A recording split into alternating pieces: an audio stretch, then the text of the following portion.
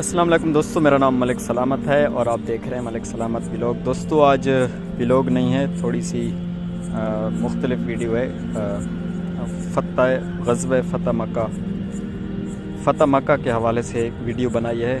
ہم نے بولا آپ کے ساتھ تھوڑی سی معلومات شیئر کرتے ہیں۔ ویسے تو ہر مسلمان جانتا ہے کہ فتح مکہ کتنی بڑی فتح تھی، لیکن اس کے پیچھے مسلمانوں نے کیا کیا مصائب اور مشکلات فیس کی ہیں اس کے بارے میں آپ کو تھوڑا سا بتاتے ہیں۔ تو شروع کرتے ہیں آج کی ویڈیو۔ غزوہ عربی زبان کا لفظ ہے جس کے لغوی معنی ہے ارادہ کرنا، کسی چیز کا ارادہ کرنا، یعنی دشمن کے ساتھ لڑنے کی غرض سے چلنا۔ اور غزوہ اس جنگ کو کہتے ہیں جس جنگ میں نبی کریم صلی اللہ علیہ وسلم نے بذات خود شرکت کی ہو۔ نبی کریم صلی اللہ علیہ وسلم کے غزوات کی تعداد صحیح قول کے مطابق 27 ہے، جس میں تقریباً 9 غزوات میں قتل و قتال کی نوبت درپیش آئی۔ جنگ بدر، جنگ احد، جنگ خندق، جنگ بنو قریظہ، جنگ بنو مصطلق، خیبر، فتح مکہ، حنین اور طائف۔ فتح مکہ کا سبب کیا تھا؟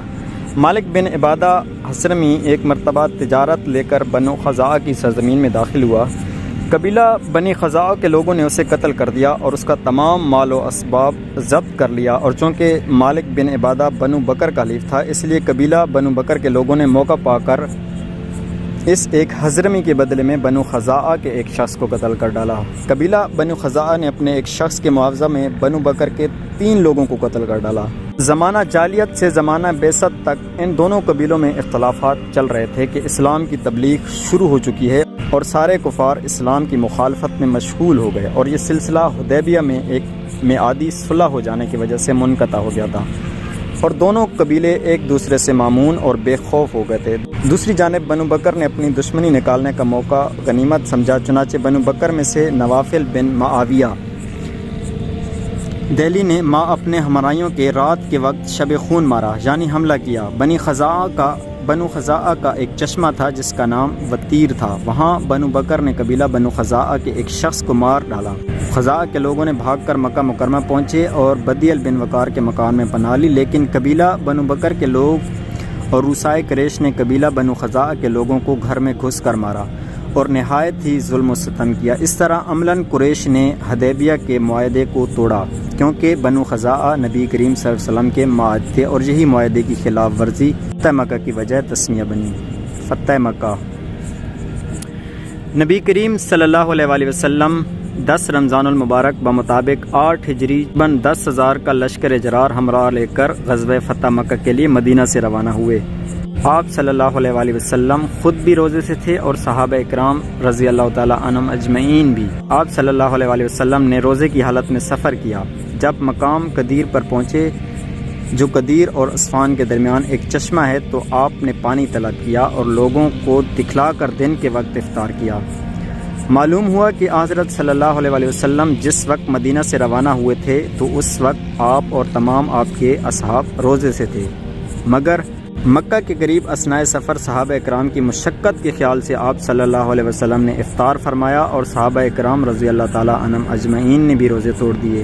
اول تو سفر مشقت اور تکلیف دہ تھا، پھر یہ بھی کہ یہ سفر جہاد تھا، اس لیے آپ نے افطار فرمایا کہ ایسی حالت میں روزہ رکھنے میں ضعف و کمزوری سے جہاد فی سبیل اللہ کے لیے نقصان ہو سکتا ہے۔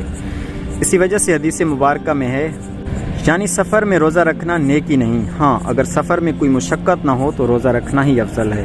اور ارشاد باری تعالیٰ ہے، یعنی مریض اور مسافر کے لیے افطار جائز ہے لیکن روزہ رکھنا افضل ہے۔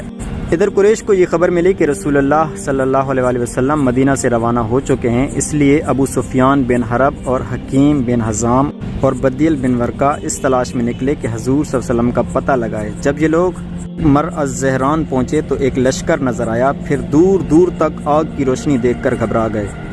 ابو سفیان نے کہا، یہ کس کی جماعت ہے؟ بدیل بن ورقہ نے کہا کہ بنو خزاعہ معلوم ہوتے ہیں۔ ابو سفیان نے کہا کہ بنو خزاعہ کے پاس اتنا لشکر کہاں سے آیا؟ ادھر سے حضرت عباس رضی اللہ اپنے خچر پر گشت لگاتے ہوئے آ نکلے۔ ابو سفیان نے ان کو دیکھ کر فرمایا، افسوس اے ابو سفیان، یہ محمد اور ان کا لشکر ہے۔ اب قریش کی خیریت اسی میں ہے کہ آپ کی اطاعت قبول کر لیں۔ ابو سفیان نے کہا، حضرت عباس رضی اللہ عنہ سے کہ کہا کہ تمہارے صدقے جاؤں، بتاؤ رہائی کی کیا صورت ہے؟ حضرت عباس رضی اللہ تعالیٰ عنہ نے کہا کہ میرے اس خچر پر سوار ہو جاؤ، میں تمہارے لیے رسول اللہ صلی اللہ علیہ وآلہ وسلم سے امن طلب کروں گا۔ ابو سفیان خچر پر سوار ہو گیا۔ حضرت عباس رضی اللہ تعالیٰ عنہ نے اس کو رسول اللہ صلی اللہ علیہ وآلہ وسلم کے سامنے پیش کیا، مگر فوراً حضرت عمر رضی اللہ تعالیٰ عنہ حاضر ہوئے اور عرض کیا، یا رسول اللہ اجازت دیجیے میں اس اللہ کے دشمن کو قتل کر دوں۔ حضرت عباس رضی اللہ تعالیٰ عنہ نے عرض کیا کہ یا رسول اللہ میں نے اس کو اپنی پناہ دی ہے۔ رسول اللہ صلی اللہ علیہ وآلہ وسلم نے حکم دیا کہ اس وقت اس کو اپنے خیمہ میں لے جاؤ اور صبح میرے پاس لاؤ۔ ابو سفیان تو رات بھر حضرت عباس رضی اللہ تعالیٰ عنہ کے خیمہ میں رہے، مگر حکیم بن حزام اور بدیل بن ورقہ نے اسی وقت بارگاہ رسالت میں حاضر ہو کر اسلام قبول کیا۔ صبح ہوتے ہی ابو سفیان کو بارگاہ رسالت میں پیش کیا۔ حضرت صلی اللہ علیہ وسلم نے ابو سفیان سے فرمایا، بڑا افسوس ہے کہ تجھ پر اب یہ بات ظاہر ہوئی کہ اللہ کے سوا کوئی معبود نہیں۔ ابو سفیان نے عرض کیا کہ میرے ماں باپ آپ پر قربان، آپ کیسے حلیم و کریم ہیں، صلح رحمی کا آپ کو کتنا خیال ہے، بے شک اگر اللہ کے سوا کوئی معبود ہوتا تو ہم لوگوں کی امداد کرتا۔ پھر ابو سفیان نے کلمہ پڑھا اور مسلمان ہو گیا۔ حضرت عباس نے عرض کیا، یا رسول اللہ ابو سفیان سرداران مکہ میں سے ہے، فخر کو پسند کرتا ہے، آپ اس کے لیے کوئی امتیازی بات عطا فرمائیں۔ اللہ کے رسول نے فرمایا کہ ہاں، جو ابو سفیان کے گھر میں داخل ہوا اس کو امن ہے، جو مسجد حرم میں داخل ہوا اس کو امن ہے، اور جو اپنا دروازہ بند کر لے اس کو بھی امن ہے۔ پھر حضور صلی اللہ علیہ وآلہ وسلم نے حضرت عباس رضی اللہ تعالیٰ عنہ کو حکم دیا کہ ابو سفیان کو لے کر ایسی گزرگاہ پر روکے رکھو کہ وہ لشکر اسلام کو بخوبی دیکھ سکے۔ چنانچہ یکے بعد دیگرے قبائل گزرتے تو ابو سفیان دنگ رہ جاتے اور دریافت کرتے کہ یہ کون لوگ ہیں۔ حضرت عباس رضی اللہ بتاتے کہ یہ قبیلہ غفار ہے، یہ قبیلہ جینیہ ہے، یہ حضرات انصار کا دستہ ہے۔ پھر آخر میں کوکب نبی نے قریش میں 10,000 کے لشکر جرار کا مقابلہ کرنے کی تاب نہ تھی، ان کو جانوں کے لالے پڑ گئے، لیکن رحمت العالمین نے مکہ میں داخلہ کے وقت مسلمانوں کو حکم دیا کہ جب تک کوئی شخص خود آپ لوگوں پر حملہ آور نہ ہو تب تک آپ کسی پر تلوار نہ اٹھائیں۔ مکہ مکرمہ میں داخلے کے بعد عام اعلان کر دیا کہ جو شخص حرم میں چلا جائے گا یا ابو سفیان کے گھر میں چلا جائے گا یا دروازہ بند کر لے گا تو وہ مامون و محفوظ ہے۔ صرف چند لوگوں نے مزاحمت کی، جن میں 2 مسلمان شہید ہوئے اور 12 یا 13 کفار مقتول ہوئے۔ ساتھ ہی ساتھ آپ صلی اللہ علیہ وآلہ وسلم نے چند گستاخ اسلام مردوں اور عورتوں کے متعلق حکم دیا کہ جہاں کہیں بھی ملیں فوراً قتل کر دیے جائیں، اگرچہ وہ استعار کعبہ کا غلاف پکڑے ہوئے کیوں نہ ہوں۔ انہی میں ایک عبداللہ بن خطل تھا، یہ مسلمان ہو گیا تھا، اس کو رسول اللہ صلی اللہ علیہ وسلم نے صدقات وصول کرنے کے لیے عامل بنا کر بھیجا تھا اور خدمت کے لیے ایک مسلمان کو بھی اس کے ساتھ کر دیا تھا۔ کام میں کچھ اس کی مرضی کے خلاف ہونے کی وجہ سے اس نے مسلمان خادم کو بھی قتل کر دیا، پھر قصاص کے خوف سے مرتد ہو گیا اور صدقات کے جانوروں کو لے کر بھاگ گیا۔ پھر یہ بدبخت حضرت صلی اللہ علیہ وسلم کی ہجوم اشعار کہتا تھا۔ اس بدبخت کے 3 جرم تھے، اول ناحق قتل کیا، دوم مرتد ہو گیا، سوم آپ کی ہجوم میں اشعار کہتا تھا۔ اعلان کے بعد معلوم ہوا کہ ابن خطل استعار کعبہ سے چمٹا ہوا ہے۔ حضرت صلی اللہ علیہ وسلم نے فرمایا کہ اس کو وہیں قتل کر ڈالا۔ چنانچہ ابو برزہ سلمی اور سعد بن حریث رضی اللہ عنہما نے اس کو وہیں جا کر قتل کر دیا۔ رہا یہ شبہ کہ حرم میں قتل، تو اس کا جواب ہے کہ اس روز اللہ رب العزت نے اپنے نبی کے لیے صبح سے عصر تک حلال کر دیا تھا۔ مزید تفصیل کے لیے بخاری شریف کتاب المغازی صفحہ نمبر 617 اور حدیث نمبر 307 ملاحظہ فرمائیں۔ فتح مکہ کے بعد نبی کریم صلی اللہ علیہ وآلہ وسلم مسجد حرام میں داخل ہوئے اور بیت اللہ کا طواف کیا۔ اس وقت یہاں 360 بت رکھے تھے۔ آپ نے ان بتوں کو چھڑی سے گرانا شروع کیا اور زبان المبارک سے پڑھتے جاتے تھے، حق آ گیا اور باطل مٹ گیا۔ خانہ کعبہ کے اندر سے سارے بت نکال دیے گئے۔ تمام شرک کی آلائشوں سے کعبہ کی تطہیر کے بعد حضرت صلی اللہ علیہ وسلم حضرت بلال اور حضرت اسامہ بن زید کے ساتھ اندر داخل ہوئے اور نماز شکر ادا فرمائی۔ اس کے بعد بیت اللہ کو توحید و تکبیر کی آوازوں سے منور کیا، پھر دروازہ کھول کر باہر تشریف لائے تو کیا دیکھتے ہیں کہ مسجد حرام لوگوں سے کھچا کھچ بھری ہوئی ہے۔ سارے لوگ صف بستہ نبی کریم صلی اللہ علیہ وآلہ وسلم کے منتظر تھے۔ نبی کریم صلی اللہ علیہ وسلم دروازے پر تشریف فرما ہوئے اور اپنا یہ خطبہ دیا جس کا خطاب نہ صرف عرب بلکہ صبح قیامت تک آنے والے ہر مومن مرد و عورت کے لیے تھا کہ اللہ کے سوا کوئی معبود نہیں۔ اس کا کوئی شریک نہیں۔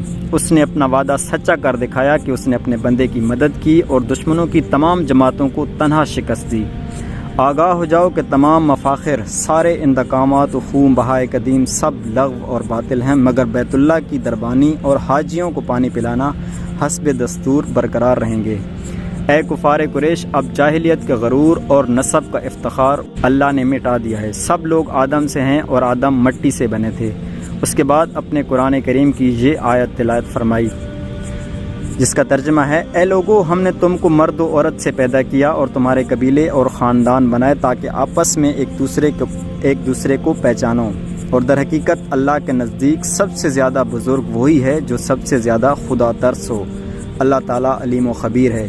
اس کے بعد حضور اکرم صلی اللہ علیہ وآلہ وسلم نے پوچھا کہ اے قریش، تمہارا کیا خیال ہے کہ میں تمہارے ساتھ کیا معاملہ کروں؟ سب نے عرض کیا یا رسول اللہ، بھلائی کا۔ حضور صلی اللہ علیہ وآلہ وسلم نے فرمایا کہ میں تم سے آج وہی کہتا ہوں جو یوسف علیہ السلام نے اپنے بھائیوں سے کہا تھا،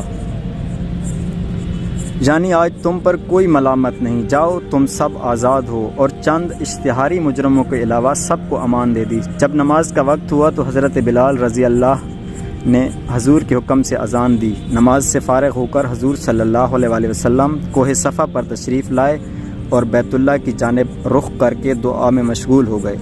دعا سے فارغ ہونے کے بعد کوہ صفا پر ہی تشریف فرما ہوئے اور کفار جوگ در جوگ آ کر بیت اسلام سے مشرف ہوتے تھے۔ اس کے بعد آپ صلی اللہ علیہ وسلم نے رمضان المبارک کے باقی ایام میں یہی اہتمام کیا کہ مکہ کے اطراف میں جو بت تھے ان کو منہدم کیا جائے۔